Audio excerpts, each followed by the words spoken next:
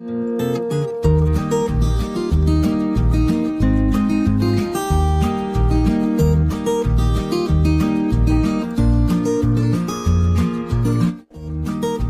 عليكم ورحمة الله. إخواني أخواتي، أهلا وسهلا بكم ومرحبا بكم في قناتي وقناتكم مرآة البحر الأندلسية. بما أننا نحن في فصل الخريف، وهذا هو وقت الرمان، نستغلوه نضيفوه للشلاضة ديالنا ولا السلطة.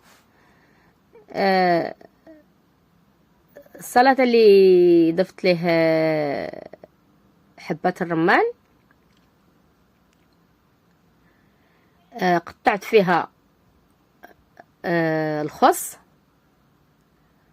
وقطعت واحد الحبة ديال الخيار، وجوج حبات ديال الطماطم، وواحد الحبة ديال التفاح. اذن هذا هي سميتو الشلاضه ديالنا. من بعد ملي نضيفوا الرمان نخلطهم مع بعضياتهم كاملين، كنضيفوا شويه د الخل، شويه د الملح على حسب الذوق، وشويه الزيت ديال الزيتون.